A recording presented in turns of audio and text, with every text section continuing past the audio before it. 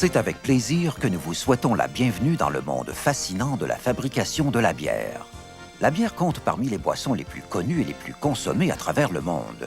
Ses origines sont méconnues, mais on prétend que les Vikings connaissaient déjà les secrets du brassage. La bière fut un temps considérée comme une boisson médicinale et prescrite à de grands souverains comme Catherine de Russie. Fort heureusement pour nous, cela a bien changé et la bière est aujourd'hui considérée comme une boisson rafraîchissante et désaltérante qui se consomme seule ou en mangeant. Ce document a pour but de vous aider à comprendre les diverses étapes par lesquelles vous pourrez, tout en vous amusant, produire une excellente bière. Voyons ensemble les différentes pièces d'équipement que vous devrez utiliser. La cuve de fermentation primaire et le couvercle. Une grande cuillère, le tube de soutirage rigide, le tube de soutirage flexible. La tourie, la bonde et le bouchon. La pipette, l'éprouvette, l'hydromètre et le thermomètre. Comme vous le constatez, plusieurs pièces d'équipement sont fabriquées de plastique. Il est important de préciser que ce plastique est de grade alimentaire et que celui-ci ne risque pas de donner une odeur ou un goût de plastique à votre bière.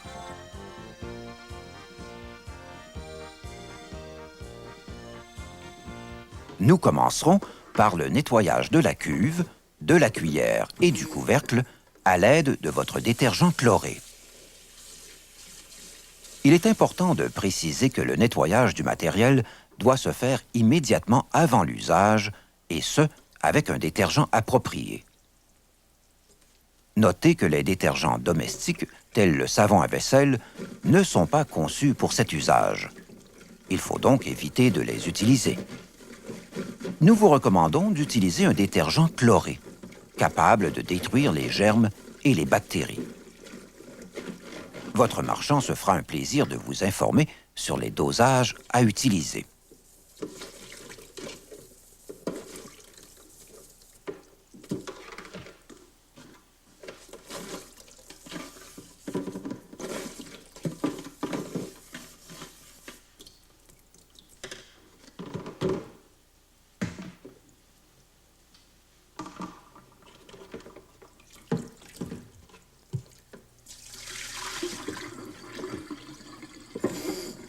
Une fois le nettoyage complété, vous devez rincer à l'eau chaude du robinet pour vous assurer qu'aucune trace de détergent ne subsiste.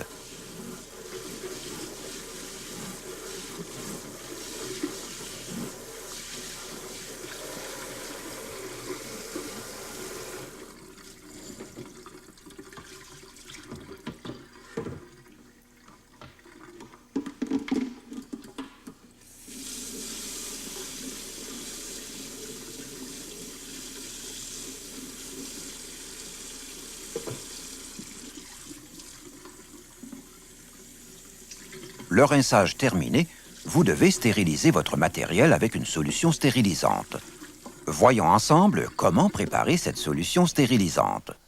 Vous aurez besoin d'un contenant de verre de 4 litres, d'un bouchon de plastique, de cristaux de métabisulfite de potassium et d'eau du robinet. Vous devez verser 50 g de cristaux de métabisulfite de potassium dans le contenant de verre, ajouter 4 litres d'eau du robinet,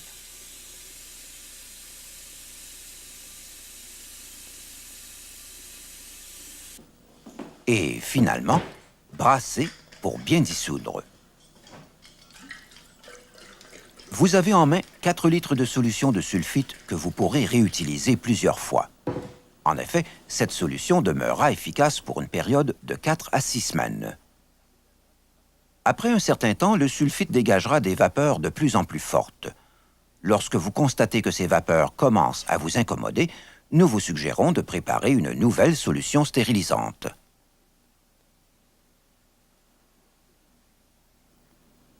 Pour stériliser votre matériel, vous devez maintenant rincer l'équipement avec votre solution de sulfite. Il n'est pas nécessaire de brosser ou de faire tremper puisque ce liquide tue instantanément les germes et les bactéries. Vous devez faire en sorte que le sulfite touche les surfaces du matériel à être stérilisé.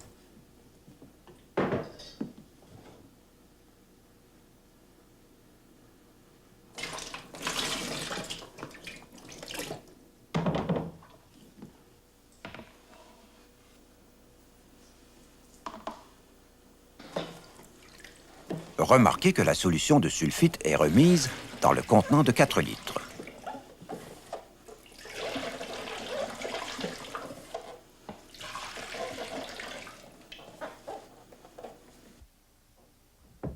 Une fois stérilisé, il est recommandé de rincer votre matériel avec de l'eau stérile.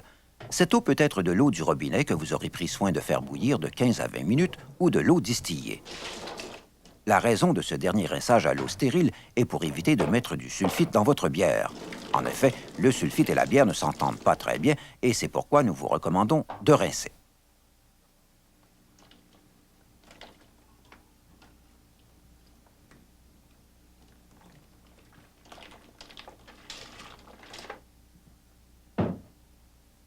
Une fois rincé, laissez égoutter 1 à 2 minutes et évitez toute manipulation inutile.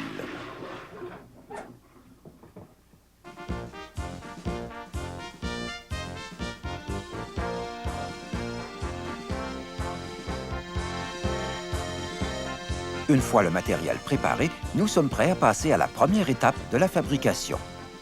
Avant de commencer, précisons qu'il existe sur le marché 2 types d'extraits de malt et par conséquent 2 techniques de préparation légèrement différentes. L'une comme l'autre de ces techniques sont très faciles à réaliser et vous n'aurez que l'embarras du choix. Dans ce document, nous verrons comment préparer le mélange appelé brassin à partir de ces 2 techniques. Passons maintenant à la fabrication. Dans notre premier exemple, nous travaillerons avec un extrait de malt nécessitant l'addition de sucre de maïs. La plupart du temps, ces extraits de malt sont vendus en boîte de métal. Voyons ensemble ce nécessaire de fabrication et ce qu'il contient. Soulevez le couvercle de la boîte pour vous assurer qu'il ne manque rien.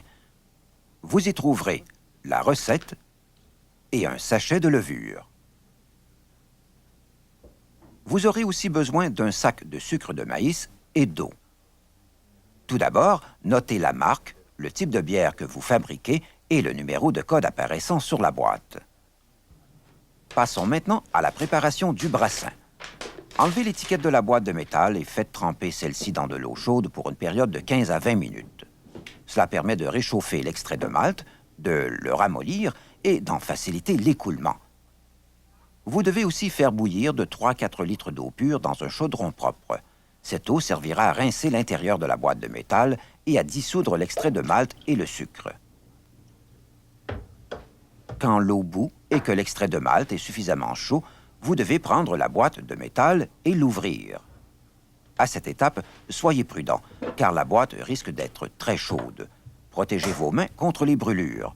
On conseille l'utilisation de mitaines anti-chaleur.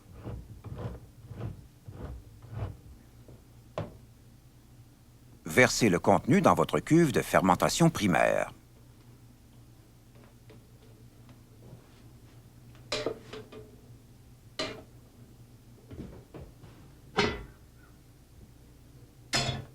Bien rincer l'intérieur de la boîte à l'aide d'eau chaude. Encore une fois, soyez prudent.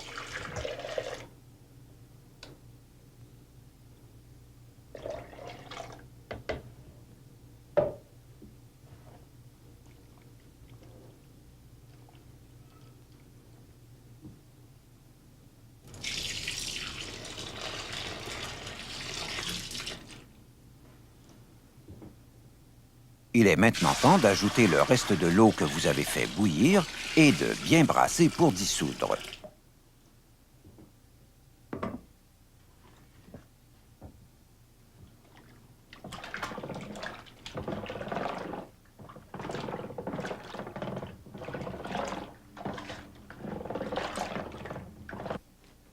Une fois que c'est bien dissous, vous devez ajouter le sucre de maïs.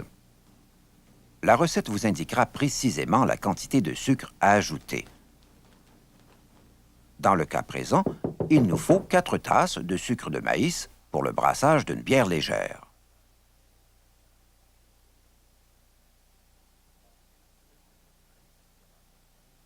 Le sucre de maïs sera transformé en alcool au moment de la fermentation et celui-ci est beaucoup plus facile à fermenter et beaucoup plus facile à dissoudre que le sucre de table.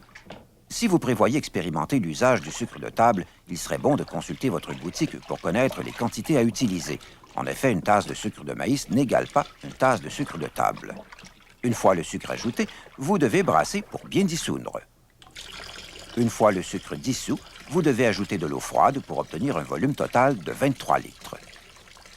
Précisons que la qualité de l'eau devant être utilisée tout au long du procédé de fabrication est très importante. C'est pourquoi nous vous recommandons d'utiliser de l'eau pure. Vous comprendrez qu'une eau chargée de chlore et de minéraux risque de nuire à la fermentation et à la qualité de votre bière. Une fois le volume de 23 litres complété, brassez vigoureusement. Et le tour est joué. Nous venons de préparer notre premier brassin et celui-ci est maintenant prêt à recevoir la levure. Couvrons la cuve et passons maintenant à notre deuxième démonstration.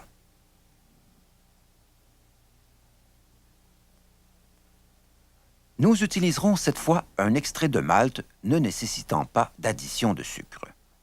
Voyons ensemble votre nécessaire de fabrication et ce qu'il contient. Tout d'abord, notez le type de bière que vous fabriquez et le numéro de code apparaissant sur la boîte. Ouvrez la boîte pour vous assurer qu'il ne manque rien.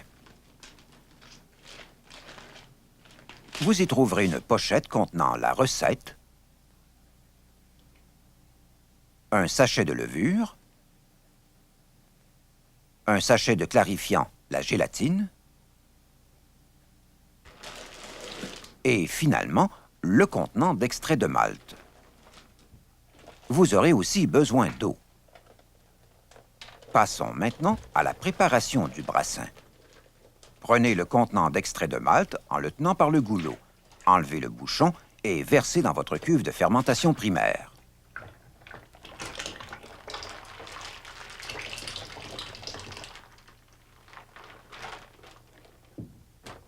Une fois le contenant vide, utilisez de l'eau pour rincer le sac.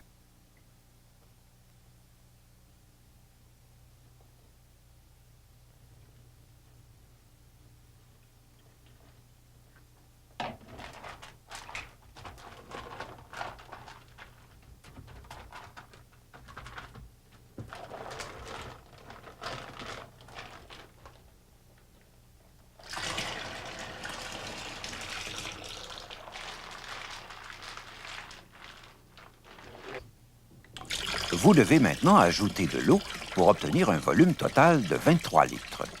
Précisons encore une fois que la qualité de l'eau devant être utilisée tout au long du procédé de fabrication est très importante. Nous vous recommandons d'utiliser de l'eau pure.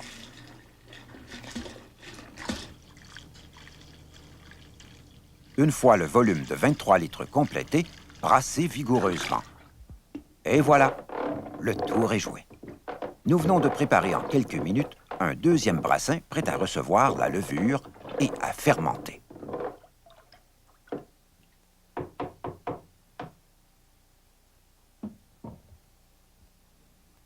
Vous avez sans doute remarqué plusieurs différences entre la technique de préparation d'un brassin à partir d'un extrait de malt nécessitant l'addition de sucre et l'autre.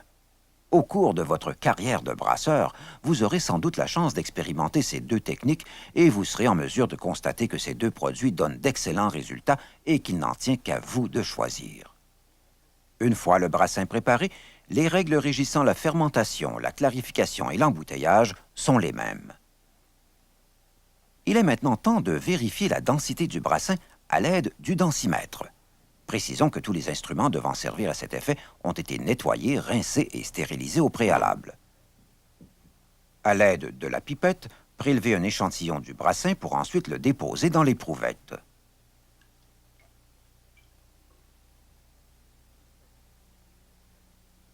Il s'agit de prélever suffisamment de liquide pour vous assurer que le densimètre puisse flotter librement. Plongez le densimètre dans l'échantillon recueilli. Il est important de brasser légèrement et de faire tourner le densimètre sur lui-même. Lorsque le densimètre ralentit sa course, effectuez la lecture au niveau où il flotte dans le liquide et avant qu'il soit complètement immobile. Vous devriez obtenir une lecture de 1042 à 1044. Certains types de bières peuvent avoir une lecture plus élevée ou plus basse. La recette accompagnant l'extrait de malt le précise. Il est maintenant temps d'ajouter la levure. À l'aide du thermomètre, vérifiez la température du brassin. Il va sans dire que le thermomètre est lui aussi nettoyé, rincé et stérilisé. Plongez le thermomètre dans le liquide et laissez-le flotter pendant environ 1 minute. Après quoi, retirez et notez la lecture sur votre registre. La température devrait être de 21 à 24 degrés Celsius.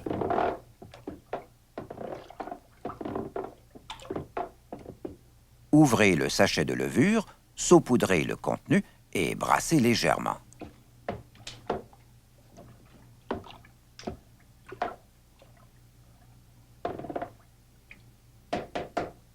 Couvrez la cuve avec une feuille de plastique stérile ou un couvercle qui ne soit pas complètement étanche.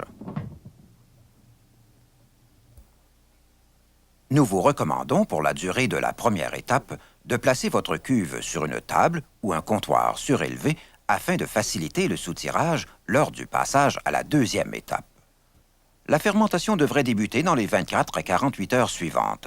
Cela se caractérise normalement par la formation de mousse et le dégagement de gaz carbonique. Si vous travaillez avec un densimètre et un thermomètre, il est important de faire vos tests tous les jours et d'inscrire les résultats sur un registre. Vous devriez d'ailleurs conserver ce registre tant et aussi longtemps que vous aurez de la bière. Les résultats ainsi recueillis sont essentiels pour permettre l'analyse valable de votre bière dans le cas peu probable où quelque chose d'anormal surviendrait. En effectuant vos tests de densité, vous constaterez que celle-ci diminue de jour en jour. Si ce n'est pas le cas, consultez votre détaillant pour corriger la situation immédiatement. Passons maintenant à la deuxième étape, le soutirage. Le temps nécessaire pour atteindre cette étape peut varier en fonction de la température de fermentation. Il faut normalement de 3 à 6 jours de fermentation pour atteindre une densité de 1010 à 1008. Une fois arrivé à cette étape, si votre trousse contient un sachet de clarifiant, il est temps de le préparer. Pour ce faire, versez le contenu du sachet dans environ 50 ml d'eau froide et laissez reposer environ 10 minutes.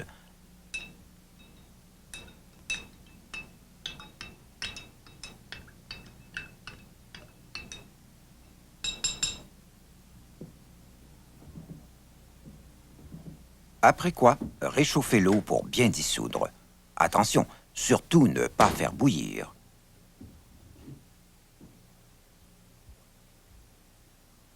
Une fois le mélange terminé, laissez reposer et passez au soutirage. Vous devez commencer par bien nettoyer, rincer et stériliser la tourie et le tube de soutirage. Comme vous pouvez le constater, le nettoyage, le rinçage, la stérilisation et le rinçage à l'eau stérile du matériel sont vraiment omniprésents à chacune des étapes de la fabrication. Une fois le matériel préparé, enfoncez la partie rigide du tube de soutirage dans la cuve en prenant soin de ne pas déranger le dépôt. À l'aide de la bouche, aspirez pour faire monter le liquide dans le tube jusqu'à ce que celui-ci soit amorcé.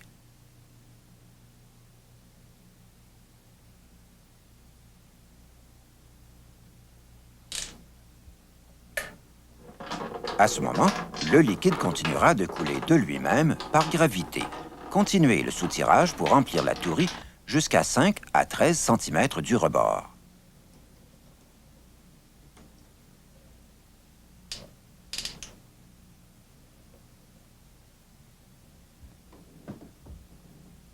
Ajoutez le clarifiant que vous avez préparé précédemment et brassez légèrement.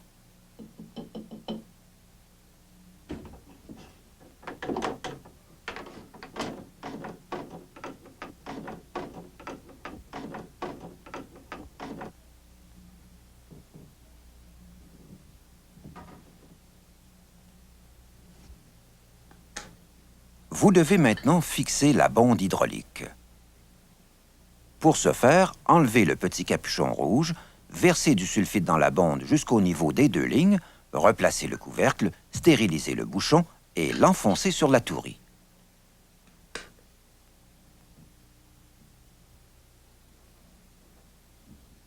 Vous remarquerez que le liquide se voit pousser sous l'effet de la pression du gaz et que des bulles passent au travers du liquide. Cette réaction est normale et elle ralentira graduellement de jour en jour. Laissez maintenant reposer la bière à une température de 21 à 24 degrés Celsius pendant les prochains 8 jours. Il est important de noter que pendant cette période, aucun test ou brassage est nécessaire. Une fois les 8 jours complétés, la fermentation devrait être terminée. Pour s'en assurer, faire un test à l'aide du densimètre, vous devriez obtenir une lecture de 1008 à 1006. 2 jours plus tard, faites un nouveau test de densimètre. Vous devriez obtenir la même lecture que celle obtenue 2 jours plus tôt. Si ce n'est pas le cas, attendre 2 jours de plus et refaire un test. Votre densité doit absolument être stable pour au moins 48 heures avant de passer à l'étape suivante. Passons à la 3e étape, l'embouteillage. Il est important de noter que les bouteilles ont déjà été nettoyées avec le savon chloré, rincé à l'eau du robinet. Précisons que l'usage d'une brosse à bouteilles permet d'éliminer facilement les dépôts qui pourraient se trouver au fond des bouteilles. Pour stériliser vos bouteilles, versez environ 1 litre de sulfite dans le bol du sulfiteur, placez la pompe et finalement, stérilisez chacune des bouteilles et les placez sur l'égouttoir quelques minutes.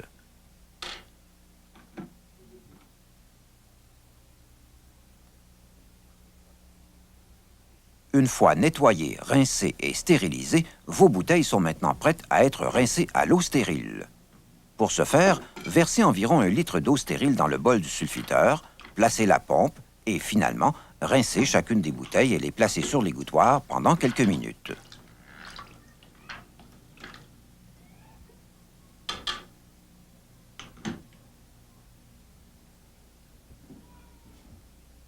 Pour l'embouteillage, vous devez maintenant soutirer votre bière de votre tourie à votre cuve de fermentation primaire.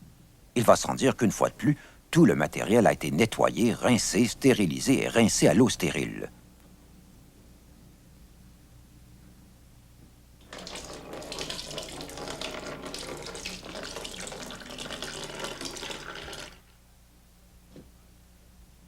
Une fois le soutirage terminé, ajoutez la quantité de sucre de maïs spécifiée dans votre recette et bien brasser pour dissoudre. Si vous désirez utiliser un agent moussant permettant de donner à votre bière un col plus riche et crémeux, il serait aussi temps de l'ajouter. Pour remplir les bouteilles, vous devez utiliser votre tube de soutirage et siphonner la bière dans chacune des bouteilles.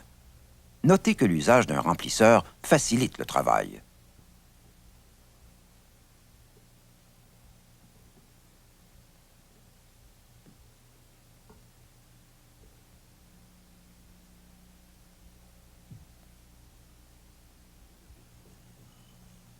Vous devez laisser un espace d'air d'environ 1 pouce entre le niveau de la bière et la capsule qui sera sur votre bouteille.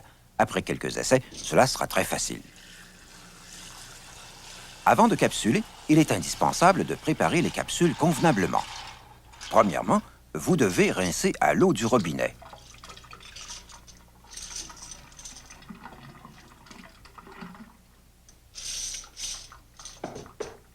Pour stériliser, rincez les capsules avec votre solution de sulfite. Ne laissez pas tremper les capsules dans cette solution car le sulfite risque de s'attaquer au métal.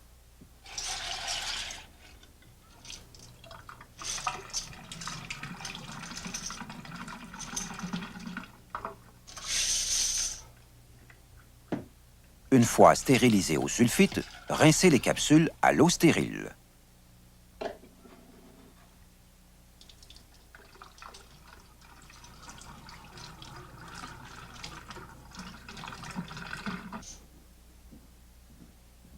Lorsque les capsules sont prêtes, prenez le capsuleur, placez la capsule dans la coquille, bien centrez la bouteille et d'une pression du bras, enfoncez le piston. La capsule se trouvera alors moulée à la bouteille.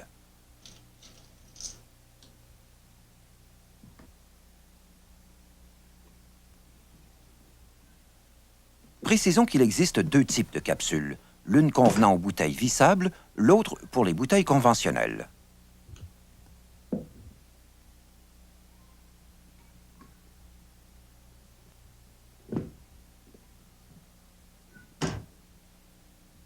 Et le tour est joué. Reste maintenant à identifier votre bouteille. Il existe bien peu ou pas d'étiquette pour vos bouteilles de bière. Le moyen le plus simple et économique de procéder consiste à marquer le dessus de la capsule avec un numéro ou le nom de la bière que vous venez de fabriquer. Une fois terminé, il est important de laisser vos bouteilles à la chaleur, 21 à 24 degrés Celsius, pour une période de 10 à 14 jours.